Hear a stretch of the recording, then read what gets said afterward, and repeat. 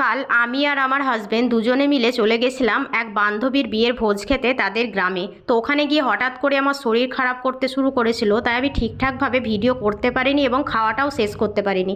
তো প্রথমে তো দিয়েছিল জলের বোতল, তারপরে পাতে পড়েছিল স্যালাড, আর এখানে দিয়েছিল একটা জোয়ানের প্যাকেট, আর দিয়েছিল তারপরে পরে পাতে পড়ে গেছিল গরম গরম ঝরঝরে ফ্রাইড রাইস, আর তার ফ্রাইড রাইসের সঙ্গে খাওয়ার জন্য দিয়েছিল আলু আর কাবলি চানা দিয়ে একটা সবজি।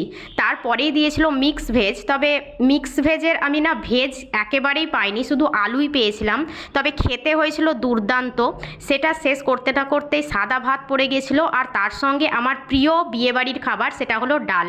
এই ডাল দিয়ে আমার ভাত খেতে যে কি ভালো লাগে, তার সঙ্গে লেবু হলে তো আর কোনো কথাই নেই।